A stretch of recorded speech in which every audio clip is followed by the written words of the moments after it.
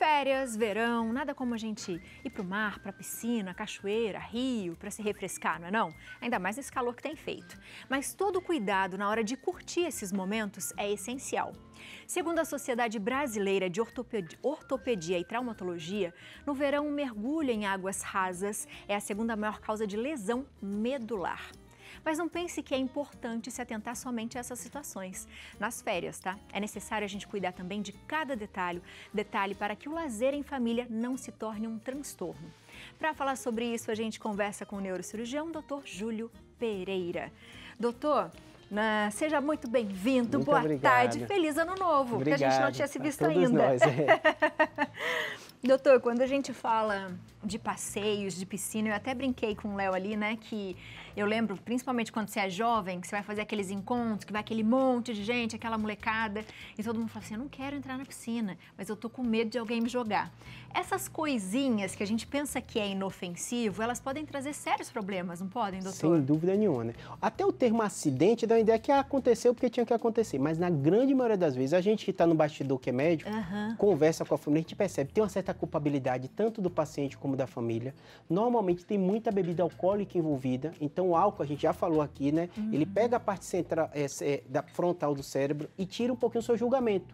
Então, normalmente é uma sensação de brincadeira e um soltou a mão antes, outro soltou isso, ou a pessoa é muito pesada e bate essa região. Ou mergulhar de cabeça. Então, às vezes a pessoa está brincando, o jovem também. Então, assim, o ideal é evitar essas brincadeiras ao máximo. Se fizer, já está todo mundo dentro da piscina.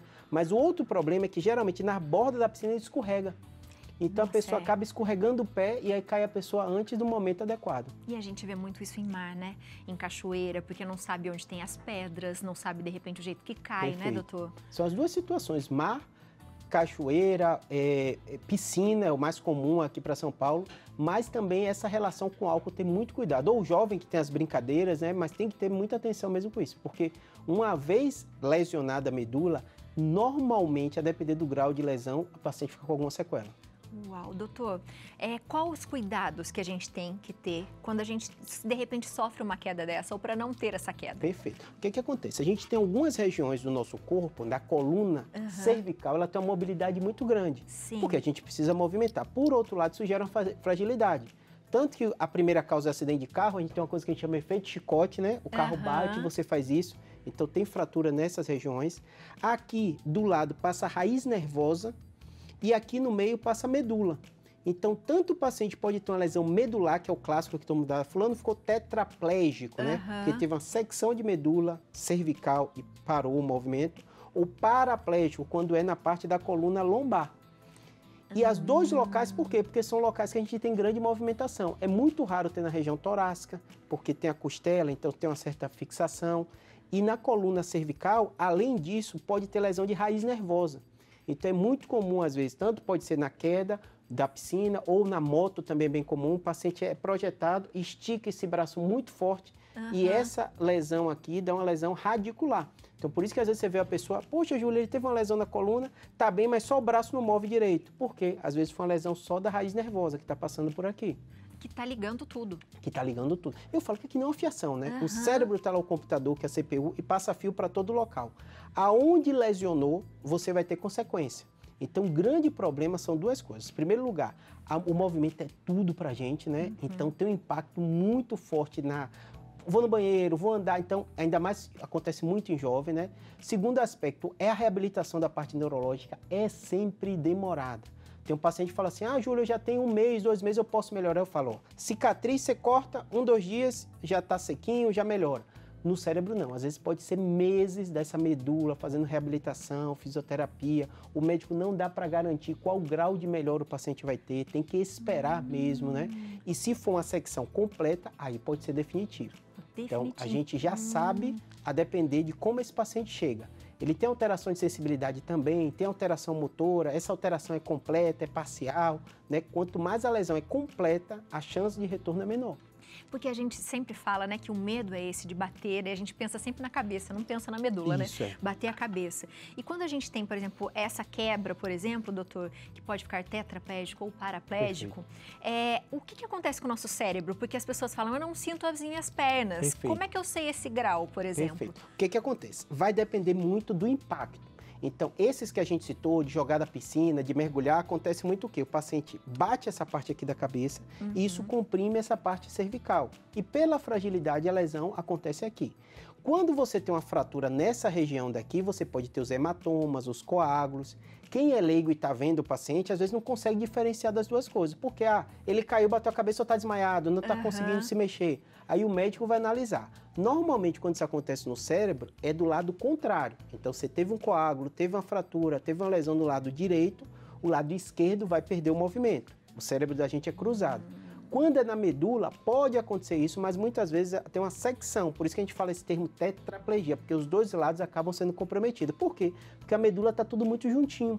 Então é mais comum você ter uma lesão quando o paciente toma um tiro ou tem um acidente de carro e tem uma secção das fibras que vão para os dois lados, porque está ali tudo muito perto. No cérebro, não. Tem um lado, tem o outro, então é mais comum ter esses déficits parciais. Isso acontece porque você praticamente desligou o ligamento que está ali, e não porque é o cérebro que não está sentindo. Isso é. O grande problema dessas lesões acontece isso, porque o paciente está cognitivamente perfeito e tem esse déficit. Então, para a gente, é até difícil de entender. O paciente fala, Júlio, é um negócio estranho, porque eu mando um comando e meu corpo, então ele começa a ficar muito angustiado com isso, né? E a grande questão é que no momento agudo, até às vezes para a gente médico é difícil definir, que tem uma coisa que a gente chama choque medular.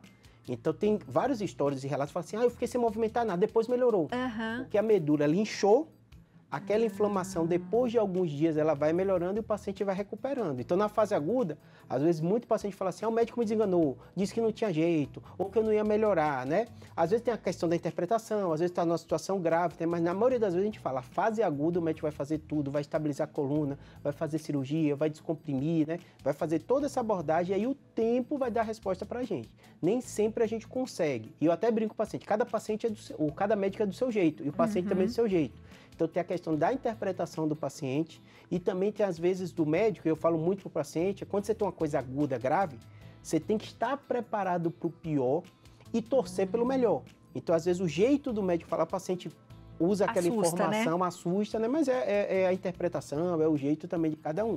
Mas que é uma lesão grave, sem dúvida nenhuma. E faz exame na hora, doutor? Ou ela é clínico? Você consegue observar? Tem que fazer na hora. Qual o grande problema do trauma? O grande problema do trauma tem a lesão que chama primária, que é da queda, e tem a lesão secundária, que é aquela velha frase, foi tentar ajudar e piorou. Então, na grande maioria das vezes, olha a situação, tá numa festa, tá todo mundo brincando, tá se divertindo, foi jogar, caiu, bateu de mau jeito.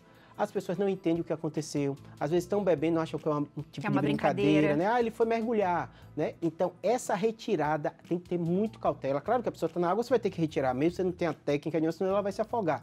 Mas tem que fazer o máximo para estabilizar a coluna. Se for possível, quando é acidente de carro e tudo, a gente fala, mexer o mínimo possível. Porque a lesão secundária é o quê? Imagina, essa coluna bateu e fraturou. Nisso que a pessoa vai ajudar, ela pode comprimir mais ainda a parte da medula. Está dando um tranco ali, né? No que já está... Já está com a lesão e está instável. Então, quando a gente médico vai abordar, uma das primeiras coisas que a gente faz, a gente chama proteger a via aérea para a pessoa estar podendo respirar bem, né? E a proteção da coluna cervical. Então, bota aquele colar quando o SAMU chega ou quando a emergência chega, para justamente não ter essa movimentação e causar a lesão que a gente chama lesão secundária, que é muito comum. A pessoa bate, fraturou, mas aí a pessoa vai ajudar, tenta pegar e pega de qualquer jeito, o pescoço todo mole, acaba lesionando mais ainda a coluna. Doutora, a gente já vai falar um pouquinho de tratamentos e cuidados, mas a gente tem 2 depoimentos bem interessantes aqui, vamos assistir juntos. Meu acidente foi no Natal de 2019 e nós estávamos todo mundo reunido lá em família, logo depois do almoço. E eu conheci o Rio já, né? Morava lá na região antigamente, só que nessa época nós estávamos passando umas férias lá. Meu tio pulou, não aconteceu nada, eu falei, como eu sou grandão pesado, vou vir correndo para pegar o impulso e chegar no fundo. E nessa não deu certo, a gente caiu no raso ali. E na hora eu já senti o impacto. Não desmaiei, só a visão ficou turva assim, quando eu estava lá embaixo da água ainda, eu só pensava, não, eu tenho que viver, eu tenho que viver. Porque minha esposa estava grávida de 5 meses nessa época. E fui submergindo para a água, só que na hora já não senti mais nada dos movimentos. E sou muito brincalhão, todo mundo ficou achando que eu estava brincando, né? Eu só consegui fazer esse movimento com a cabeça dentro da água. No mesmo dia, me levaram para a capital, que é Campo Grande. E depois de um dia, já fiz a cirurgia e fiquei na sala de UTI. E quando eu tive a notícia mesmo que eu estava tetraplégico, foi logo um dia depois da cirurgia, conversando com o médico, e eu todo sorridente, e o médico falou, tô vendo que você é um cara de boa com a vida, vou te dar a notícia já. Daqui para frente você vai mexer só o pescoço. E ali no momento eu fiquei apreensivo, assim, né? Não sabia nada desse universo de tetraplegia, paraplegia. Eu via as pessoas na cadeira de roda assim e não tinha essa dimensão, né, desse universo. Pro quarto, lá encontrei minha esposa novamente e ali mesmo ela fez uma promessa, não, que eu ia voltar a andar, que eu ia ficar de pé. Então eu aconselho todo mundo entrar no rio, toma seu banho ali tranquilo, sem muita estripulia, porque olha, é uma jornada incansavelmente ficar tetraplégico, né, na condição que eu tô. E depois que recebi alta, fazendo muita fisioterapia, hoje em dia o diagnóstico médico deu, não aconteceu. Eu consigo mover os braços, ter um pouco de controle do tronco e continuo fazendo fisioterapia até hoje, gente. Minha lesão é bem alta, mas eu continuo aí numa busca incansavelmente de um dia, se Deus quiser, ficar de pé. E a tecnologia também está muito avançada, né? Tem muitas técnicas, muitos aparelhos novos surgindo e eu creio muito ainda que, se Deus quiser, um dia eu vou ficar de pé. Bom dia, meu nome é Luiz Renato. Eu hoje estou aqui para alertar a todos sobre principalmente a questão de conscientização na segurança na parte do lazer aí. Há 3 anos atrás eu sofri um acidente, um mergulho em piscina rasa que acabou me deixando tetraplégico na época. E foi num momento de lazer, momento de descontração, era meu aniversário e eu acabei sofrendo um acidente grave. E isso me deixou com uma sequela, até hoje eu tenho a mão atrofiada. O laudo dos médicos dizia que eu não ia voltar a andar, que não havia perspectiva de volta a andar, não havia perspectiva de melhora. Com muita fé e muita fisioterapia, hoje eu estou aqui, eu exerço a função de técnico de segurança do trabalho. Não quero que ninguém passe nem metade do trauma que eu passei.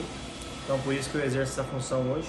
Deus usa as pessoas e graças a Deus usou pessoas certas para que eu estivesse de pé hoje. Hoje eu estou de pé, eu estou fazendo a minha função, estou trabalhando. E sobre a fé, independente da sua crença, da sua religião, a minha é católica, eu acredito muito em Nossa Senhora, agradeço o milagre da minha recuperação, de ter voltado a andar a Santa Rita e a Jesus Cristo. E que a gente nunca perca a fé também, que a gente sempre, independente da situação que a gente se encontra, a gente tenha fé que as coisas podem mudar. E o médico dos médicos é Deus, porque o meu diagnóstico não significou nada e hoje eu estou em pé. Que interessante isso, né, doutor? Muito obrigada, Hélder, por compartilhar e partilhar essa história com a gente. O Luiz Renato também, um grande beijo para vocês. E os dois, né, tiveram naquele primeiro momento um diagnóstico de, olha, você só vai mexer o pescoço, no caso do Hélder, né? E o Luiz Renato, você não andará mais. Perfeito. É mais ou menos isso que o senhor falou? Acontece. O que acontece? Assim, a medicina não é ciência exata, entende a probabilidade. Então a gente tem que pegar a informação que a gente tem, a lesão que está vendo e colocar na frente de uma família o que vai acontecer daqui para frente. Então, vira e mexe, tem paciente que me fala, Júlio, você falou isso, mas aconteceu isso. Você voltaria atrás? Não, porque probabilisticamente a chance maior de acontecer. Mas muitas pessoas como ele e outros, né, isso é fora da curva normal, né? Na média acontece isso, mas um rapaz jovem, um rapaz atlético, né, tem uma boa reserva muscular, né? Você vê que tinha um apoio da família, o grau de informação, né, dos dois, né? Eles sabem o que está acontecendo. O primeiro falou de alguns termos, né, que quem é da área sabe, hoje está evoluindo muito a parte robótica. Então, eu já tenho pacientes que até nos Estados Unidos conseguem, tem até equipamentos, só que são valores muito caros para a nossa realidade brasileira, que ajudam pessoas que controlam o tronco, o controle, a ficar em pé. Então, essa realidade está surgindo muito, né? Teve muita pesquisa que não foi para frente, infelizmente, né? Célula-tronco, né? Teve todo o investimento, mas até hoje a gente não conseguiu resultados tão significativos, né? Tem muito trabalho com implante de chips para ver se esse estímulo que foi cortado a gente consegue... O músculo dele tá bom, né? O problema é na medula. Mas também é muito demorado essa parte de pesquisa, então provavelmente ainda vão vir décadas, né? Mas a parte de robótica tá rápido. Então, os dois casos, eu falo assim, tem a situação de prevenção que a gente tem que ser duro e ser rígido. Bebida tem que ter cuidado, não pode fazer essas brincadeiras sem graça, tem o risco de escorregar, então a gente tem que ser rígido. Uma vez que aconteceu, eu falo para o paciente, eu estou aqui para julgar o que aconteceu e tal. passou. Agora é o que? É isso que eles focaram, reabilitação. O ser humano é muito resiliente. Como a gente lida com isso, a gente se assusta. Você vê que o primeiro grau de formação, como ele fala com a tranquilidade, né? Ele sabe que é difícil, mas ele fala. O segundo também, né? Ressignificou a vida. Então, se aconteceu com você, com um parente de você, vai ser difícil, mas você vai adaptar. A capacidade de adaptação do ser humano é assustador.